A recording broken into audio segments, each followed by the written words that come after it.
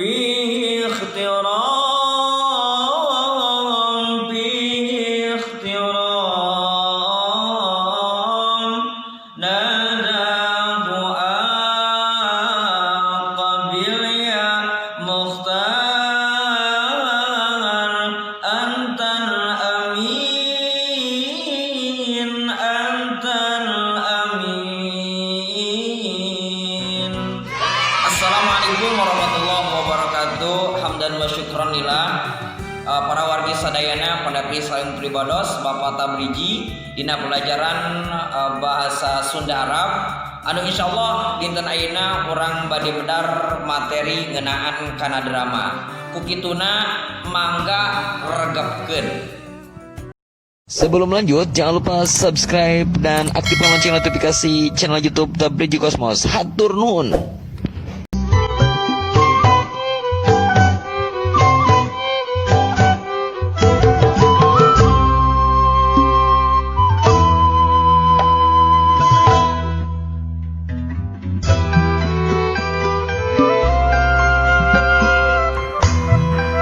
Bab kaopat drama. Naon ari drama teh? Carita drama asalna tina bahasa Yunani nyaeta dina kecap dromai anu hartina niru atawa niron-niron. Cindekna drama teh nyaeta karangan sastra dina wangun dialog.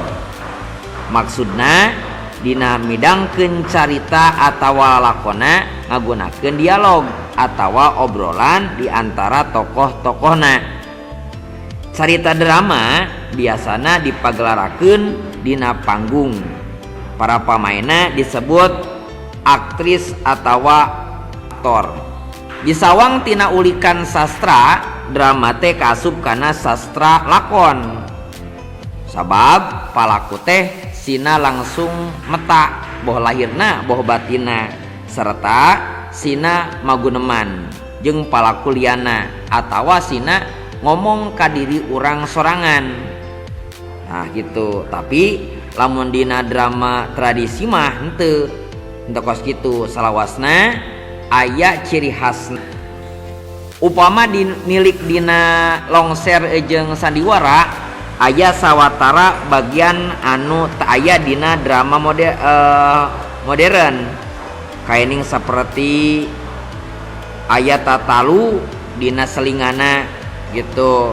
Biasa mah bobodoran bari ngawih tah tos kitu. Dina lamun ditingali dina jenisna ternyata drama ge aya anu disebut drama monolog.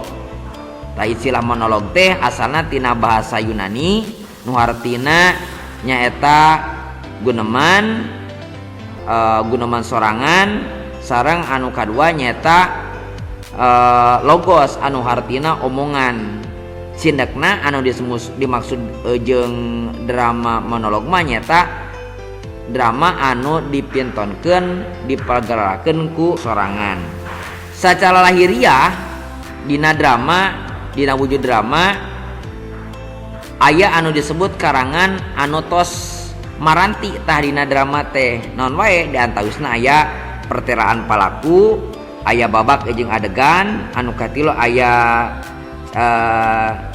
cacandraan tina awal babak, aya ge paguneman jeung prolog sarta epilog. Tah dina drama aya anu dimaksud jeung mindo cipta. Artina mindo cipta teh nyaeta bagian drama teh ngalewatan 2 kali proses. Nomor kahiji nyaeta ayana naskah drama, nomor kedua sanggeus aya naskah drama eta naskah teh dipintonkeun. Nu ngalaksanakeun pintonan drama teh pastina disebut aktor jeung aktris atanapi palaku anu baris merankeun karakter anu aya dina eta drama. Hartina maranehna ngalakukeun atanapi ngalakonan acting. Tah gitu. Kusabab ngalakorkeun acting teh tangtu mika butuh dialog. Tah ari wanguna dina dialog teh secara langsung takos gitu. Dina drama aya istilahnya, istilah sejen tak biasana dina magelarakeun teh nya. Dina pagelaran hiji drama aya nu disebut drama, aya oge aya tunil, aya oge sandiwara, aya ge teater. Eta nu pakuat paketna jeung drama. Mun bade ngagarap pintonan drama, misalkan kira-kirana urang bade ngagarap tapi mintonkeun atau nampilkeun drama, aya ge hal-hal anu kudu ditataharkeun atau napi dipersiapkeun heula. Nan we nomor kahiji nyata nyusun kapanitiaan, nomor kaduana nangtukeun para pemain, sutradara jeung jadwal latihan, nomor katiluna unggal pemain kudu latihan vokal, nomor keopatna unggal pemain kudu latihan ngolah para pemain gitu. Nomor kelimana dina prung nage kudu kompak jeung tartib. Tah dina drama aya anu disebut jeung unsur-unsur drama.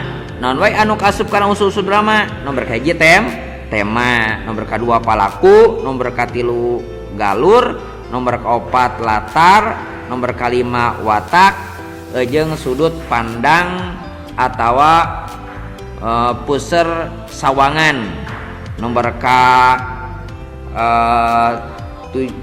kagenepna nyamber katujuna nyata ya amanat. Nya di Sunda aya anu karena drama kasup kana seni teater atau sebilakon anu diasupkeun kana gerak gitu. Nah aya ge contoh-contoh nu kawengku kana seni drama, seni teater. Nah di Sunda di antawisna aya Gending Karesmen, sandiwara, aya longser, langan suara.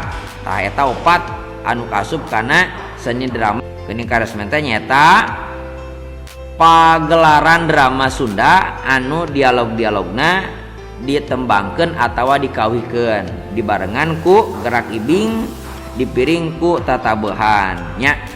Tah Gending Karesmen teh disebut oge di Sunda mah nyata drama suar. Tah sakitu mudah-mudahan aya manfaatna.